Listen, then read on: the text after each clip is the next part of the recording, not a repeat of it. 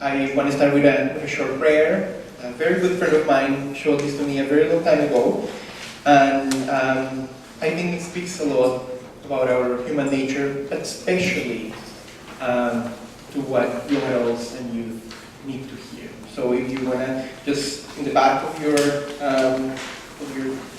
handouts, you'll see it. It's called Patient Trust, and it's by the larger than a gesture. Above all, trust in the slow work of God.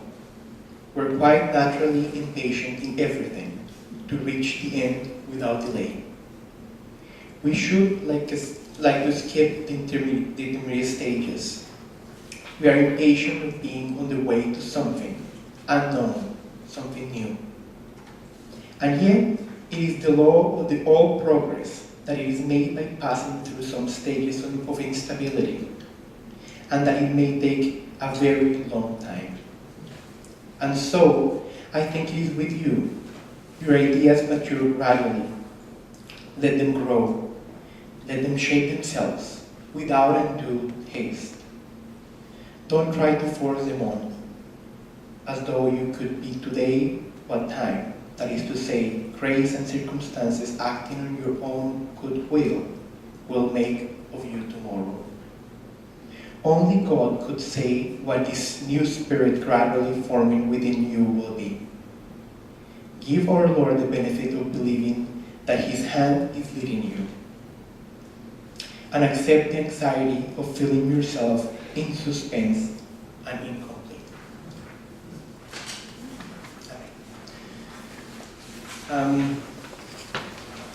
Especially the end of that prayer really speaks to the situation of youth and young adults in general, to human condition in general. And one of the things that fascinates me the most about this work is that we all feel incomplete, we all want to be complete, but it is the work that is before being complete what brings us together, what allows us to be a human family. I think that is the best way of starting this is to share my own story.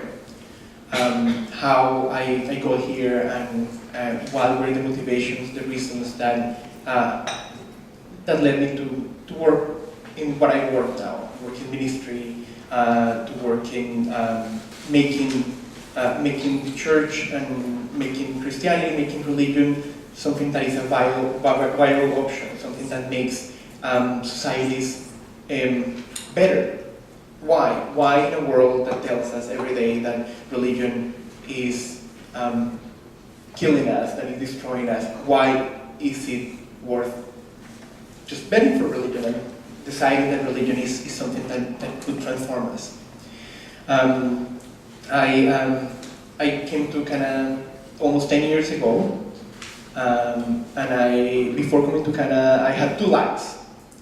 One, the life of ministry. I was always a church goer, a church person in general. I will help out with things that the church was organizing, and as is the case with anything that happens in the church context in Colombia, it is not only about evangelizing, it is about serving, it is about looking to the deepest needs of the person, because if you receive a 10-year-old, an 8-year-old who is at the church for first communion formation, and that person doesn't have anything to eat, then you address the first communion later. You go to the person first and serve them in what they need, because that's what you think Christ will do in that moment of need. And that's what that witness is, what is at the core of the Christian values to me. So that was one of my lives. As Sister Matilde said it, I claim to be a scholar, that I always wanted to be in the academic world, and I started when I was very young in Colombia, and I studied in the National University of Colombia, where is a very secularized institution, is run by the government. There is no talk about religion there. I studied philosophy, but there was no Christian philosophy at all discussed. And it was assumed that to be a good academic, you needed to omit any reference to religion. Um, Funnily enough, it was coming to Canada that allowed me to integrate those two. Is the freedom that Canada offers, is the welcoming, the embracing of the other, one allowed me to be in a place like the Toronto School of Theology where I studied, and be able to study philosophy and somehow inform my studies with what I was doing in my ministry life. And through all that, I got to a point where I decided that really what I wanted to study was philosophy, but from a religious perspective, and religion from a philosophical perspective, and that's what I'm doing now. However, nobody can do that without doing the actual work. Is doing that behind the comfort of your own desk is really inauthentic. It's not really genuine. So I've always tried to keep my work going at the same time. So that's why I continue in Scarborough. That's why formation beyond the university is something that is very dear to me. So that leads me to the first part of this, that is just framing the discussion. I hope this is not really too academic. I want to make it very relatable, and these are just little snippets of what I gathered throughout these years. I want you to maybe look at the first part here, framing the discussion. I think that we all, in one way or another, we go to common places to frame how we act, to frame how we interact with each other. And these are my two main passages, and I want to read them aloud because they really, I think they gather so much richness, and what they teach us is really beyond what I could say here. So the first one from Garima Space, one of the documents of Vatican II. The joys and hopes, the grief and anguish of the people of our time, especially of those who are poor or afflicted, are the joys and hopes, the grief and anguish of the followers of Christ as well. Nothing that is genuinely human fails to find an echo in their hearts, for theirs is a community of people united in Christ and guided by the Holy Spirit in their pilgrimage towards the Father's kingdom, bearers of a message of salvation for all humanity. That is why they cherish a feeling of deep solidarity with the human race and its history. So that is one of my guiding principles in life, and it is just to try to be an echo. One of my favorite philosophers is Aristotle, and Aristotle says that one of the things why you need friends is for them to share in your grief and in your joy. And that's something that no philosophy can explain.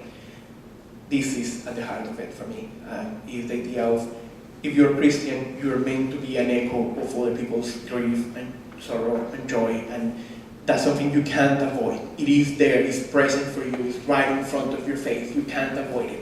If you are fully Christian, you need to cry when somebody's crying in front of you, or feel the same thing, be empathetic. The second thing is from the reflections of the Latin American bishops on Vatican II. So this is the conclusions document of one of their synods. The signs of the times are in themselves the great acts, occurrences, and attitudes or relations which characterize an age. Their influence is felt at two levels. To the keen observer, they reveal the hidden currents, the causes and effects of the events, as well as the hopes and the fears of men. He who understands, or she who understands them, attains a spiritual insight into the dynamic movement of his or her time, of contemporary history, and as a result, he or she is better able to influence it. So that is maybe the last point that will lead me to the main idea what I want to communicate with you today. In the work that I've done with you, because I really, most of what I know it because I witnessed it. I realized that youth or young adults, however you want to call it, whoever is in that stage of formation before full adulthood, requires an idea that will mobilize them. And as we work with young adults, it's often that's the most difficult thing to identify. That idea that will be able to mobilize a group to work together. That's something that doesn't happen the same in all groups. That's something that different human communities evolve in different ways. But when we enter in relation, we are able to see where that comes from. We are able to kind of, to use a very sad economic term, to capitalize on it. We'll be able to get that idea out of the young adults and work with them in the idea that they have for transformation of the world. So there are two exercises I wanna show you. The first one.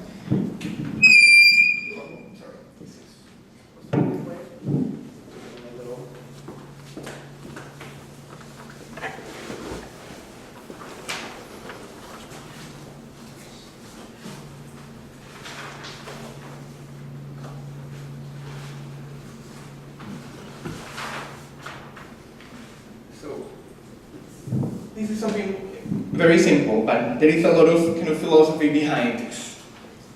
For those who can't really see, there is just a timeline here, and you have past, and underneath past, the concept of memory. Future, underneath imagination, and present action. To be able to accomplish this, when working with people, we need to understand the three elements. We can't really ask people to act in a meaningful, transformative way if they are not connected to their memories, which really is who they are. We are not who we are at the present, we are who we remember. We are our experiences, we are our families, our relationships, all of that. So we work with people's memories, and we are asking them to imagine something. People are not going to act if they don't see a transformation coming with it. This is kind of a very succinct explanation of the theory of cultural imagination, is how collective thought evolves and how collective thought is actually able to be transformed into collective action. Why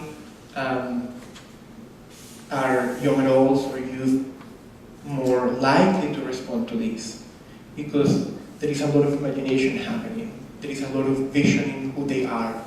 A lot of studies say that as people grow older, they start seeing themselves as they are at the moment and stop projecting themselves into a different person.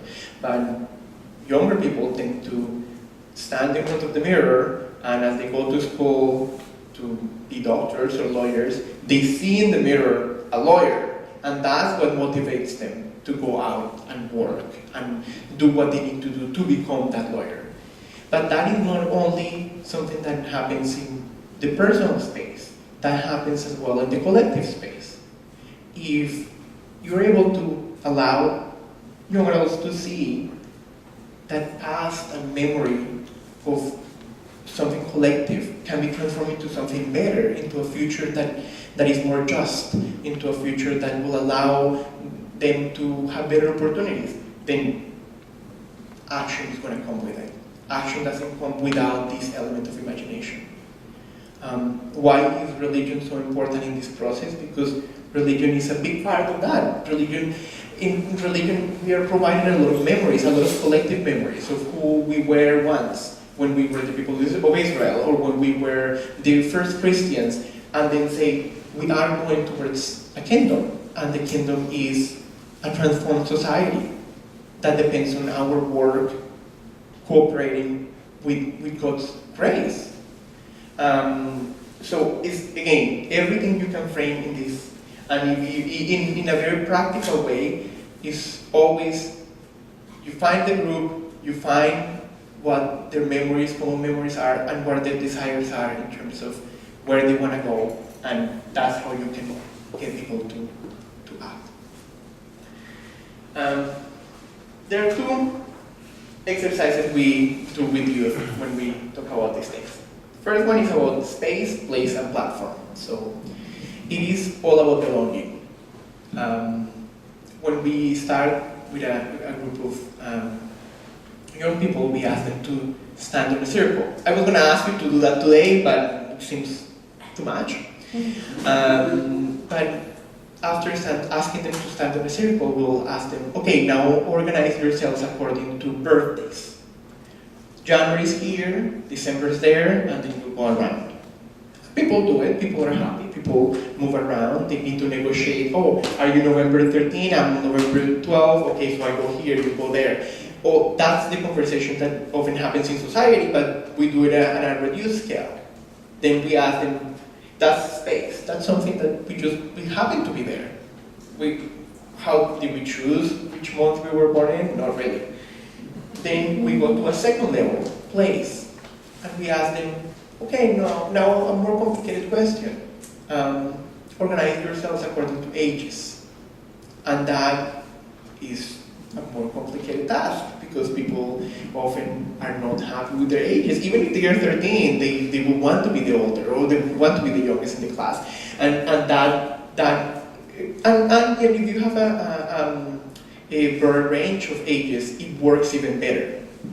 And then you go to more difficult questions about now organize yourselves according to how developed your hometown was. And this is something that the effects that I've seen in this exercise are great because they start asking, well, what do you mean developed? I was born in Detroit, and Detroit was very developed. It's not anymore. It's like, oh, well, I don't know. I'm not going to give you that answer. You place yourself according to that. And then it will be someone who says, well, I was born in a small town in Finland where it's very developed, but it's a small town. So should I be behind the person that was born in Toronto? Yes or no? But all those nuances that we negotiate through life get played out in that exercise of now having a platform. Everything we have in life, every context where we move in, provides us with a space, a place, and a platform that allows us to act or not to act. So now combine the two exercises. Combine the exercise of looking at the past, looking at the future, and acting in the present. And the second aspect of wherever you are, reflecting on the past and the future, you're always within a very specific space.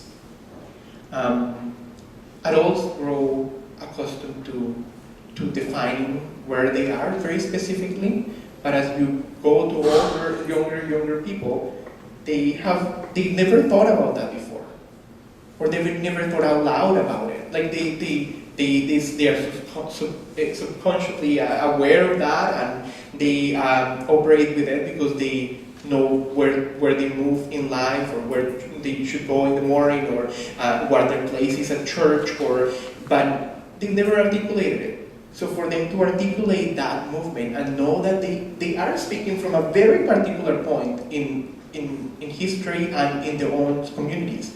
They are not just speaking in the background.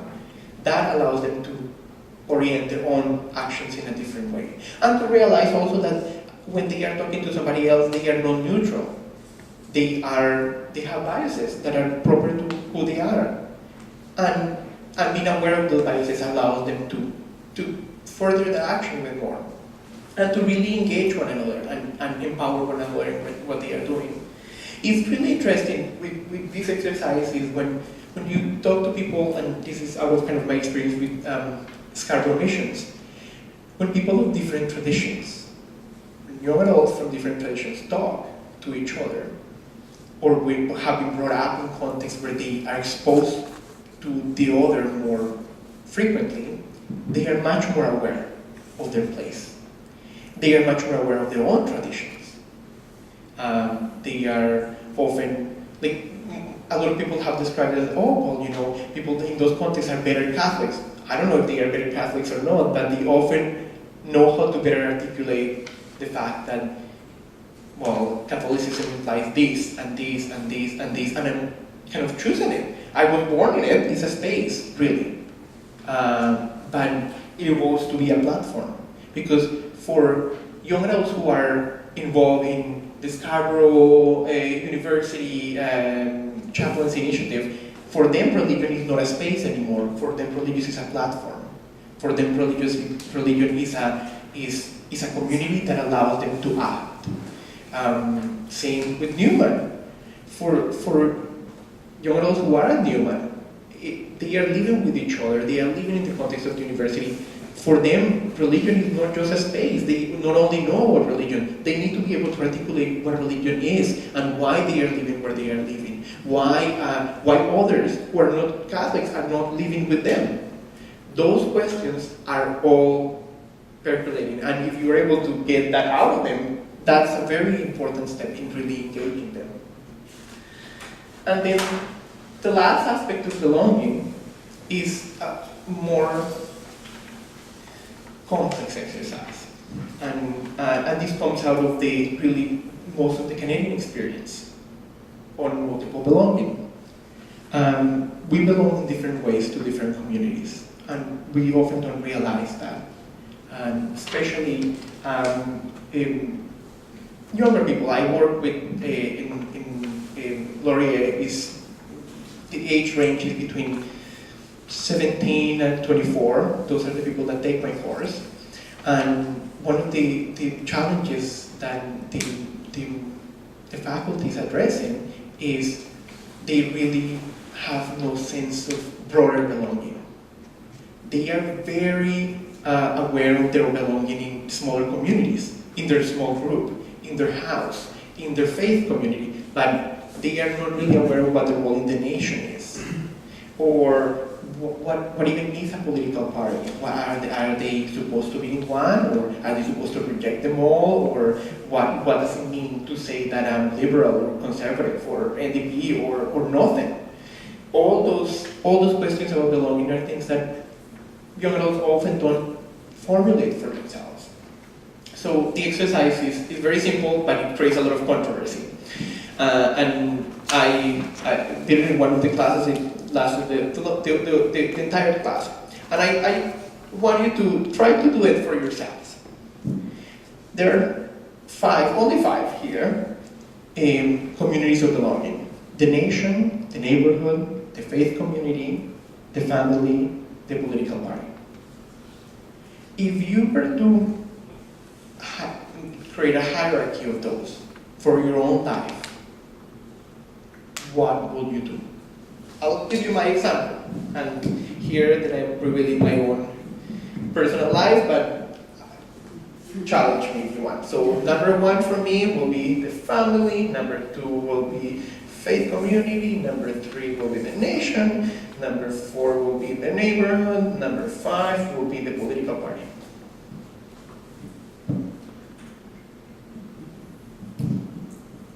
Family for me will be the first one.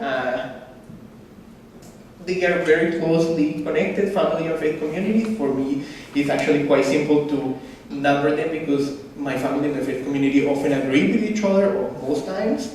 But anyone that wants to do the second one.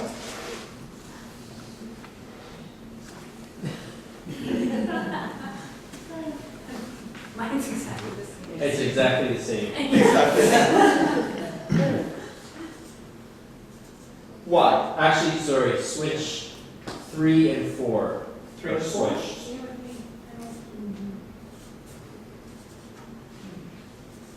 Okay, can you provide us an explanation for us of why that ordering? Sure, I think I actually debated a bit in my head whether faith community would come first, because my experience of family is also within a faith community as well too. So there is your part of your faith community, or the first experience of your faith community is lived, for me at least, was lived in the context of my family. But and then going beyond family and faith community, I feel like we're very committed to living the life of family and faith community in the context of a neighborhood. And so my neighborhood where I live is very important to me. It's where I spend a lot of time. And then I guess, I mean, maybe if you had said like political identity, I might have had to think about it differently, but political party, my first thought was like, well, I'm not actually a member of a political party anyway, so. What if we change that for political identity? How will that change that? Because I think somebody's political identity is very important to their understanding of who they are, if you identify as left-wing or conservative, or it has a very strong impact on who you understand yourself to be. So if we're political identity, will this number change? You could. It could. I could see it potentially. I mean, because I probably think about that political identity more than I think about my identity as, say, a Canadian even at times. So it could switch potentially but also for me, it would be very, to me, the kind of the faith and the political are also very intertwined as well too. So in terms of that identity that I have. So I don't know, it's tough. Thank you. Anybody else that wants to comment on this? Just a thought around that. I think if it's political identity, it would be much lower in number for me. And I think it's because we're exposed more to that. If you're close to your family and your faith community, we're exposed in different ways, but to a large degree to political awareness and party ideals because of media, because of, if that's what you're following, if that's what you're reading in the newspaper. Those are connected for sure to neighborhood and nation, but to me there's something more present because of how our politics are reported and how our media takes them on. So I think some of this is by nature of what surrounds us more closely. And if that's how your world works, if you're watching the news and reading the paper, it's hard not to have political identity kind of come into it. So I think it's probably the same for the others. When your family lives far away and if you're not able to connect with them, I think family starts to move up the list just because it isn't as present. And you see that a lot with kids that are coming to university for the first time and their family structure is no longer there. That starts to change things and how that gets measured. Just to pick up on that a little, when I first did this exercise with the kids in class, one of them asked somebody else a question about the family and faith community. They said, well, one of the maybe the older kids in the class said, well, it doesn't really matter.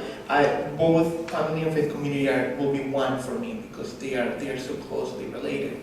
And then the counter example came in of, well, I grew up in a family that was deeply religious, and I agree with them, and they agree with my church, and the church did something that turned them off, and I was left to choose between the two. And that's why, and that person hadn't filled out the spaces yet, and said, I don't know. At this point, I'm sitting here thinking, well, where do I belong first? What are the moral principles that are kind of discussed and agreed upon in my household, or the ones that are being discussed and agreed upon in my church? And there were fundamental differences. And we all know those, and those come around, especially between these two, around end-of-life issues. We encounter someone who, in the family, is very Catholic and says, you know what, I don't want to go through anything, unplug me. Like that's the conversation you hear. And what do you say to that person? Who is your belonging to first? To that family person? Like who is what? should you think about that in terms of being an ally to one or to the other? And this is not to have any of this resolved, but to start thinking about that, about all of those levels of belonging, and about where our action is really transforming. For the most part, I got similar answers in terms of the nation. The nation is so far out that really it could change. If we reformulated all of these, the nation will be last for almost everyone. But then the question that I formulated to the group was, well, in a sense, the fact that you're in a nation that is like Canada is what allows you to do this. And to have this difference. And to live with you thinking that the faith community is first, and you thinking that is the neighborhood is first. And to be able to coexist.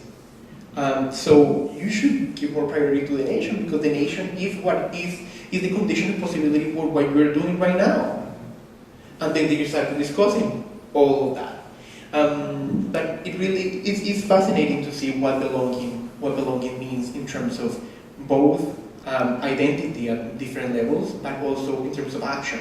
What am I doing? What am I willing to do? What am I willing to embrace? And how I negotiate between different groups and in my participation and action in different groups. Vanessa? You may get to this, Hector, but in what situation would you say this exercise would be good to do with a group of young adults? Like, to what end would this, so Faith Connections or Newman or Larch with their new assistants were to run it? Yeah, I think that I will answer that with two different sides. The first one is, this is something that whoever works with young adults should know, should have it clear in their own mind. Not the grading, not the rating. No, nobody needs to decide that in advance.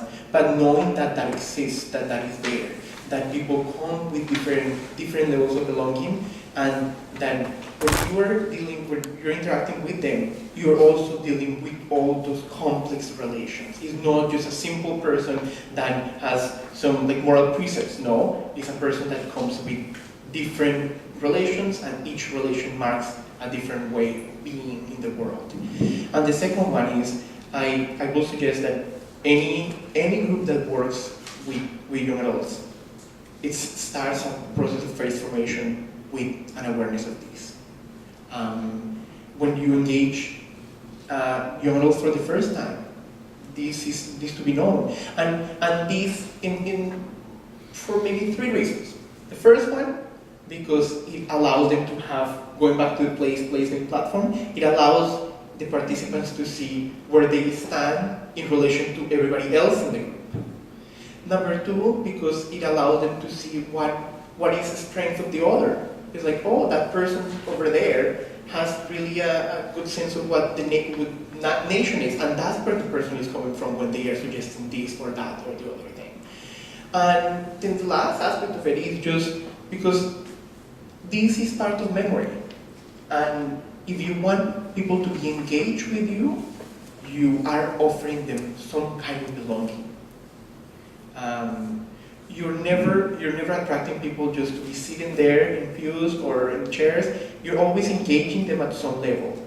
They belong to you. People that come to Faith Connections, even if they come to one theology tab, they belong to Faith Connections in some way. So that Faith Connection will be here. And you have a responsibility with that person. There are different levels of belonging that are more complicated, like living at Newman is belonging in a deep way, like Kevin was mentioning before. The person that lives in a place and is exposed the entire time to an intentional community Newman should be up here, number one, for at least the year that the person is living there, because even if the person doesn't agree with everything that Newman does, Newman becomes that first entity that shapes their own identity. Kevin, you were... I was just going to say, though, I think one of the other really important aspects of this is recognizing belonging isn't just identity, it's putting action to identity. And that's often, you've talked about that well, I think that's often missed. We spend time on identity, but we're not necessarily talking about belonging with that action element. And that's a way of kind of understanding somebody's engagement in a different way or differently. And I'm wondering if the higher, like, if you're number one family, if that allows you to move to action more easily than number 5 political engagement, because you don't put a high priority on that. Yeah, that is one of the key elements of this is that whatever is closer to you will mobilize you to action more. It will make you act more. Like if family is number one, that's where your motivation is. Yeah. So if nation is number one, then that's when you get great political people who are out there advocating for everybody at large, because they are able to see that. That's the community of belonging by kind of nature. I'm wondering if friendship should be one of the categories, because I think I personally, I feel more a sense of belonging to my friends than to my family. I know that sounds weird. I love my family and I'm close to them, but I'm more intimate with my friends and I feel a sense of belonging to my friends. And friends traverse all these, it's not limited to the neighborhood, it's not limited to faith community, and family can be also friends, but not always, and to me, like, especially with young people, I think friendship is a very powerful sense of belonging in their lives at that time, and that might not fit any of these categories. That is great, and not only friendship. You can come up. This is only really one example of what you could do. You could come up, and as a person that works with young adults, you should respond to the young adults by creating your own kind of hierarchy of things, like saying, oh, these are the communities that they belong to. These are the points of reference of their own action, their own life, and this is how they organize it. So it could be, all of this could be gone, and you could have friendship and tribe, and it also depends where you are in the world. I can tell you that this is very similar in Colombia, but nation and political party will be phrased in different ways, and because people don't belong to political parties or political identities the same way that they do here. Yeah, I just want to say I don't think this holds as a permanent template. In other words, a few weeks ago I happened to be at a conference in Europe, and they were discussing the refugee situation and the millions of people that are now moving to their country, and they kept pointing to Canada. So all of a sudden, my nationhood became very important, and it became numero uno. A few months ago, I was at a town hall when we were discussing, this whole assisted dying thing, and my political affiliation, which is quite dormant most of the time, became very excitable. Because I think these things are very changeable. So if you gave me this a week ago, or you give it to me 2 weeks from now, my numbers would definitely change. And I think that's the beauty of doing exercises like that. That it's not something you're holding on to as a permanent thing. It's something that is very changing. And that's great, and that actually connects with one of the next things that we're going to say. This belonging is connected to memory. Is your current narrative places you in a particular platform, but that's only your current narrative. You are evolving over time, and that shapes things. Young adults tend to have a particular way of grouping themselves, depending on where you are, if you're in a rural setting or in an urban setting, and there are a lot of studies around that, but it can never be really universalized. The beauty of this is the exercise itself, is that it's a tool that you can use for people to reflect on the issue.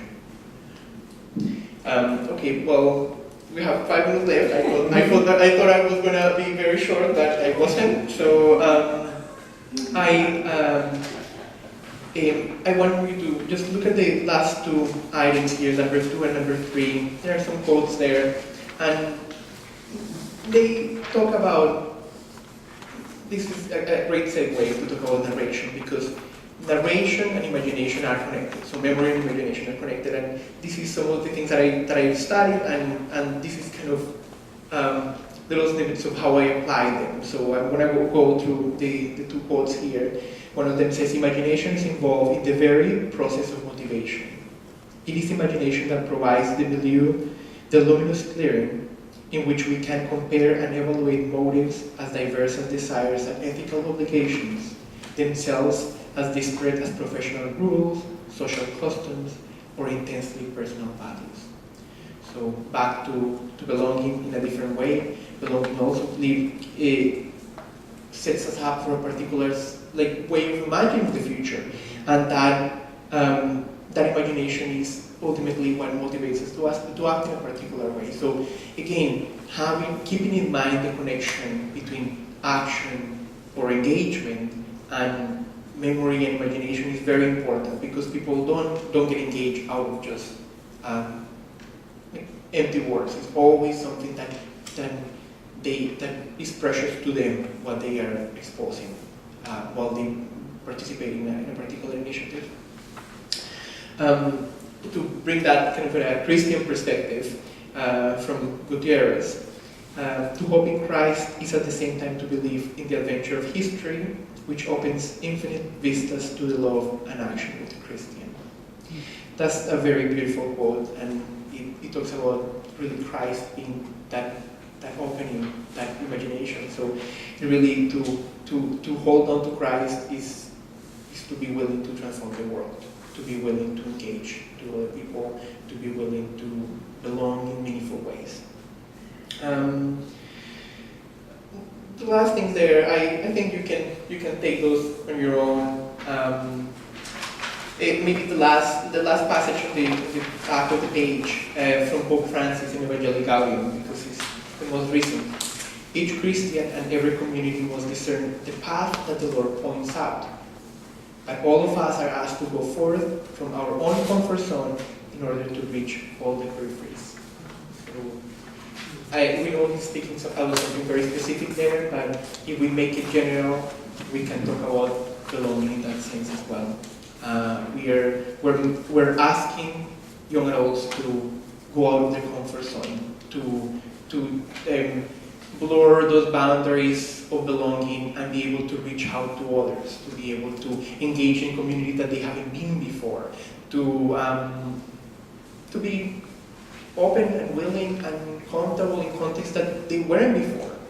And I think the answer that Francis gives us here, is that Christian stories are a good way of creating that discomfort, of pushing people to that area where they originally were uncomfortable, but they can do great things. Thank you, and I hope you can get something little out of all of these. Does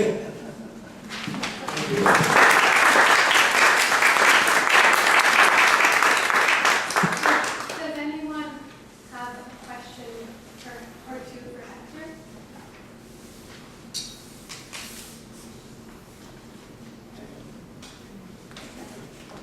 Can you flip to the timeline?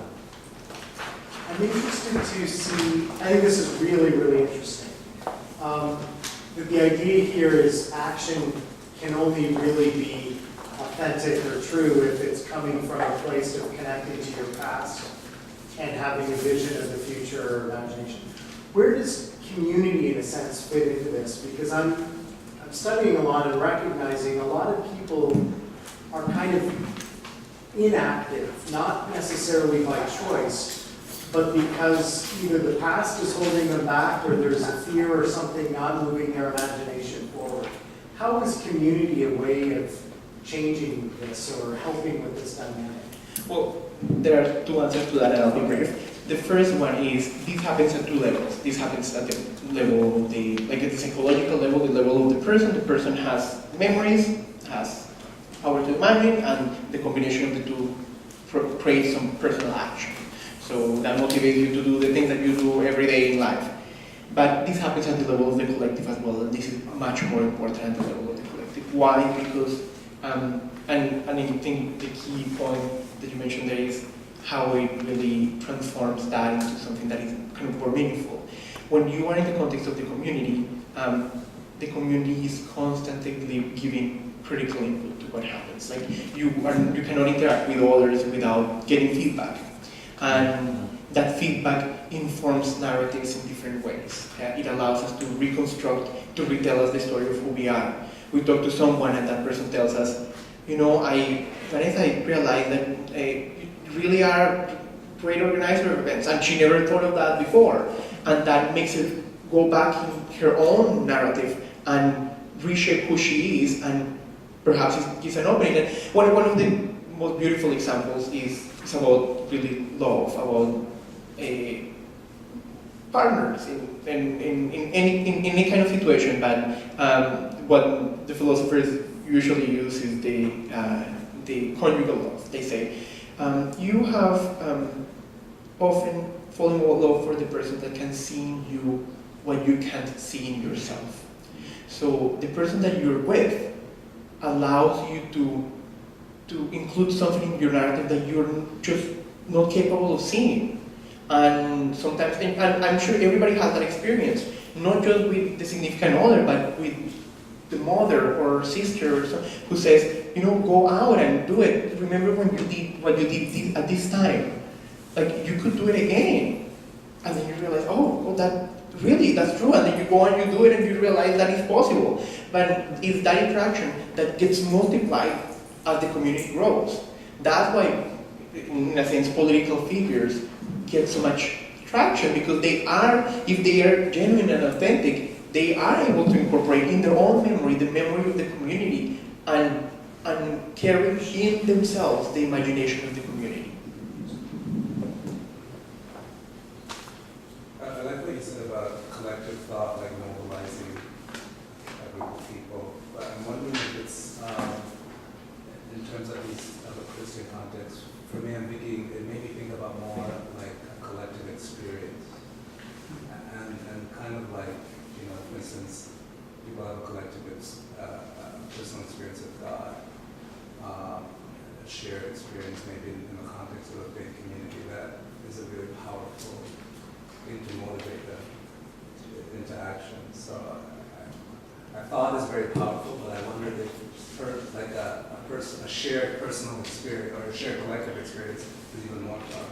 I should have clarified that memory here really doesn't mean intellectual memory. Memory, for the authors that are basing all of this in, is memory of two things, of memory of liberation or memory of suffering. And both of those are the way that in which they describe human experience. So human experience has those two sides to it, and because human experience happens, because it goes beyond the intellectual, is that it can create memory. So memory cannot be properly acquired if it doesn't include that personal aspect. And one of the greatest examples of this is, and they always go back to, that's why the narratives of the scriptures are so, they resonate with us so much, because they are experiences. They are memories of intense suffering, intense persecution, intense liberation. And that's why when we go back and read about the shepherd, and many of us have never seen a shepherd in our lives, we can say, oh, yeah, the shepherd is very comforting. How is that possible? Because the memory that is kind of embodied there is a memory that is a memory of experience, really.